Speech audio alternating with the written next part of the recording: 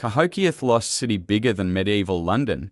There is a city beneath America, not metaphorically, not archaeologically obscure in the way that requires specialist knowledge to appreciate. A real city, a vast, planned, populated, architecturally sophisticated city that at its peak was home to more people than London, Paris, or any city in North America for the next 700 years after its decline. It had neighbourhoods and markets and ceremonial plazas. It had a wooden circle of posts astronomically aligned, precisely placed that functioned as a calendar so accurate that modern archaeologists call it Woodhenge. It had a ruling class and a working class and a priestly class and a merchant class. It had trade networks stretching from the Gulf of Mexico to the Great Lakes, from the Rocky Mountains to the Atlantic coast. It had a population of somewhere between 10,000 and 20,000 people at its height in approximately 1100 AD, when London had perhaps 15,000. And it was built entirely by Native Americans.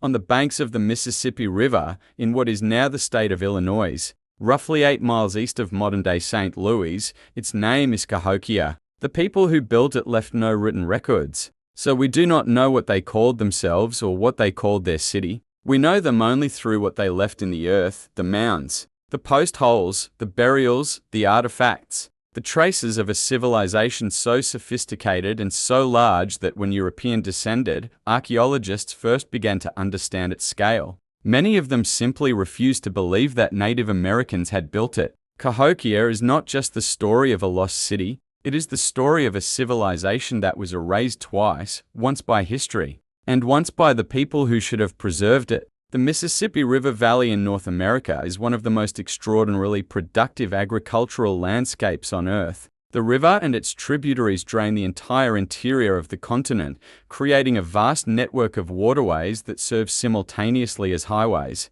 irrigation systems, and sources of rich alluvial soil that makes the surrounding land astonishingly fertile. Native Americans had been living in this landscape for thousands of years before Cahokia. The cultures of the eastern woodlands had been developing in complexity and sophistication for millennia. Earlier cultures had already demonstrated the capacity for large-scale organization. The Opuel people, who flourished between roughly 100 BC and 500 AD, had built elaborate burial mounds, maintained trade networks stretching thousands of miles, and created artwork of extraordinary quality. But around 800 AD, something began to change in the central Mississippi Valley. A new agricultural technology arrived that would transform everything. Corn, specifically, a new variety of corn, Eastern Flint corn, a strain better adapted to the shorter growing seasons of the middle latitudes, began to spread through the region. Corn could be stored, it could be produced in surplus,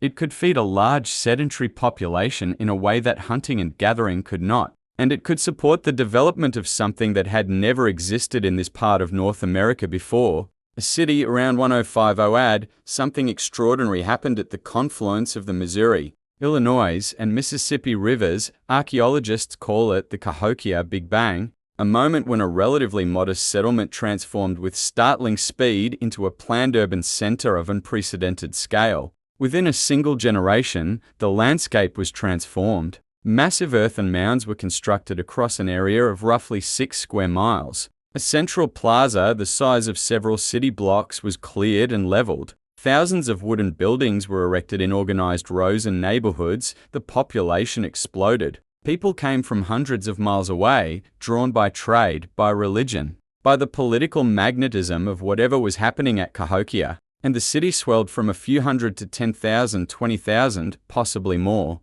One leading theory involves a religious or political revolution. The emergence of a new ideology that gave Cahokia's leaders the authority and the organizational power to mobilize a massive workforce. Another theory focuses on astronomical events. Around 1050 for AD, a supernova explosion created the Crab Nebula, visible in the daytime sky for weeks. For a culture deeply attentive to celestial events, a new star blazing in the sky might have carried profound religious significance. Cahokia was centered on a grand central plaza, an enormous open space, carefully leveled, roughly 50 acres in extent, used for ceremonies, markets, games, and public gatherings. Around the plaza, the great mounds rose. There are more than 120 mounds. in various sizes and shapes, spread across the landscape of what is now the Cahokia Mound State Historic Site in Illinois. They are not natural hills, they are entirely human constructions, built by hand, basket by thousands of workers over generations. The largest of them, Monk's Mound, is the largest prehistoric earthwork in the Americas. It covers 14 acres at its base, larger than the Great Pyramid of Giza in footprint, rises to a height of 30 meters, and contains an estimated 81400 cubic meters of earth. At the top of Monk's Mound stood a large wooden building, probably a temple or a palace for Cahokia's ruler, elevated above the rest of the city on an artificial mountain, visible from miles away, catching the first and last light of every day. From the top of Monk's Mound on a clear day, you could see the entire city spread below. It would have looked, to anyone seeing it for the first time, like the center of the world. One of Cahokia's most remarkable features was discovered only in the 1960s, when archaeologists excavating a parking lot found a series of post holes arranged in a large circle. When archaeologists analyzed the arrangement of the post holes, they found something extraordinary. The circles were astronomically aligned. Specific posts marked the positions of sunrise on the summer and winter solstices, and on the spring and autumn equinoxes, the circle functioned as a massive solar calendar, allowing Cahokia's priests or astronomers to track the movement of the sun through the year with precision. The similarity to Stonehenge was striking enough that archaeologists immediately dubbed the Cahokian circles Woodhenge. Like Stonehenge, Woodhenge tells us that the people who built Cahokia were sophisticated astronomers. Like Stonehenge, it suggests that the city was a major ceremonial center. Like Stonehenge, it required a level of mathematical and organizational sophistication that contradicts any simple picture of PRE-literate peoples as intellectually primitive. Cahokia appears to have been ruled by powerful, possibly divine, leaders whose authority was both political and religious, who were treated in death with the kind of elaborate ceremony reserved for people considered to be more than human.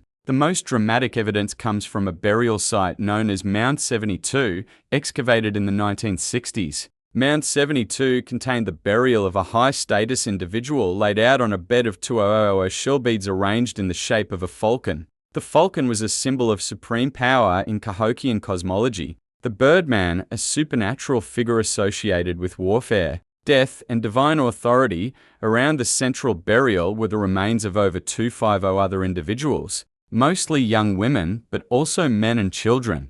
Many of them appear to have been sacrificed, groups of women found in mass graves nearby, their bodies arranged in ways that suggest ritual killing on a large scale. The sophistication and the ambition and the astronomical precision were real, and so was the violence at its height. Cahokia was the hub of a trade network that stretched across virtually the entire eastern half of North America, one of the largest and most complex exchange systems in the pre-Columbian world. Archaeologists have found at Cahokia copper from the Great Lakes region, over 1,000 miles to the north, hammered into elaborate ornaments, headdresses, and ceremonial objects. Marine shells from the Gulf of Mexico, over 1,000 miles to the south, the same shells whose beads formed the bed on which Cahokia's great ruler was buried. Chert from quarries in Missouri and Illinois, worked into blades and points and traded outward to communities across the region. The trade network was not just economic, it was also ideological.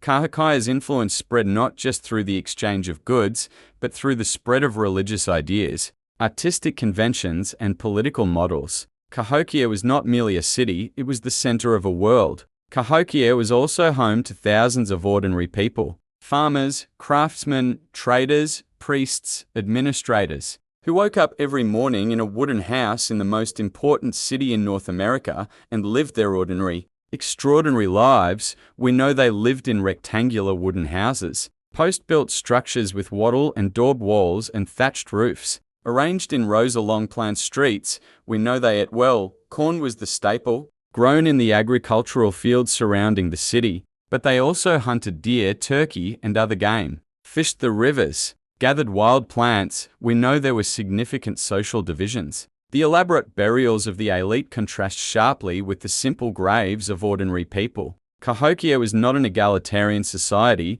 We know they were deeply religious. The mounds were religious structures. The calendar was religious. The trade in copper and shells served religious as well as economic purposes. The city itself was probably understood as a sacred space. Around 1200 AD, Cahokia began to decline. By 1350 AD, Cahokia was essentially empty. The great city on the Mississippi, which had housed 20,000 people at its height, was abandoned, the wooden buildings rotting, the plazas empty, the agricultural fields reverting to prairie. Only the great mounds remaining to show that something extraordinary had once stood here. Environmental degradation. A city of 20,000 people puts enormous pressure on the surrounding landscape. The deforestation that resulted from Cahokia's need for wood would have led to soil erosion, flooding, and the degradation of the agricultural land that fed the city. There is archaeological evidence of flooding at Cahokia in its later period. Climate change period of Cahokia's decline coincides roughly with the beginning of the Little Ice Age,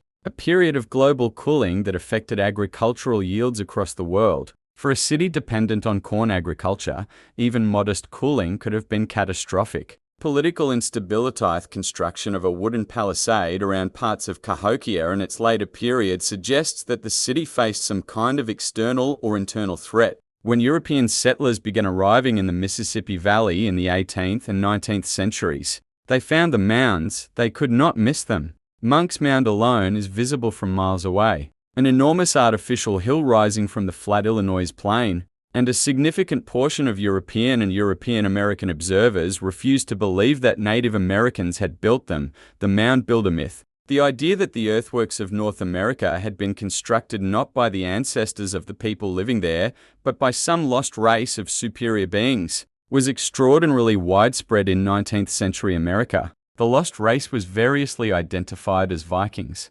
Welsh colonists, survivors of Atlantis, one of the lost tribes of Israel, or simply an unnamed superior civilization. The mound builder myth was not a fringe belief. It was mainstream. It was taught in schools. It was repeated by politicians, clergymen, and intellectuals. It was convenient, because if the great earthworks of North America had been built by someone other than Native Americans, then Native Americans had no special claim to the land. It was not until the late 19th century, when the Smithsonian Institution's Bureau of Ethnology conducted systematic surveys and excavations, that the mound builder myth was definitively debunked. The ethnologist Cyrus Thomas published his findings in 1894. The mounds had been built by Native Americans. The physical evidence was unambiguous in the 20th century. As the suburbs of St. Louis expanded eastward, they consumed the outlying areas of Cahokia one subdivision at a time. A highway, Interstate 55, was built directly through part of the site. A drive-in movie theater was constructed on one of the mounds. Houses, strip malls, and parking lots covered areas that might have told us everything we want to know about how Cahokia worked. The erasure of Cahokia was accomplished not by chisels and paint, but by the far more mundane and devastating force of simple indifference. The Cahokia Mound State Historic Site in Collinsville, Illinois, was designated a UNESCO World Heritage Site in 1982, one of only 24 such sites in the United States, and the only one dedicated to a pre-Columbian North American city north of Mexico. The site preserves 80 of the original mounds, including Monk's Mound in its full, astonishing extent. Reconstructions of Woodhenge have been built at the original locations of the post holes. On the equinoxes and solstices, modern visitors gather at dawn to watch the sunrise over the marker posts. As Cahokia's own astronomers once did, ground-penetrating radar and LiDAR technology have revealed features invisible to conventional excavation.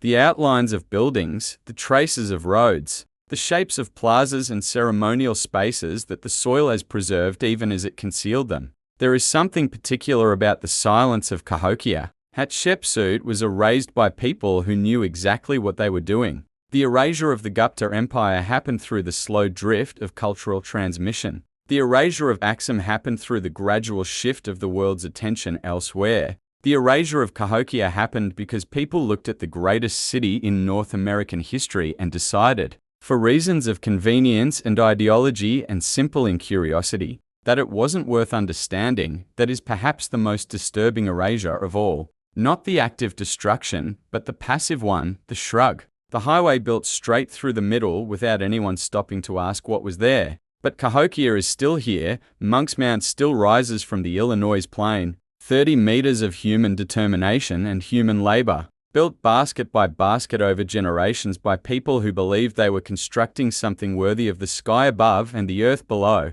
The city that was once home to 20,000 people, that was larger than London, that stood at the center of a trade network stretching across a continent. That city is still here. It was always here, we just didn't look. Next episode, we continue our journey through the ancient world. Subscribe so you don't miss it, and as always, the past is never really gone. Sometimes it just needs someone to look for it.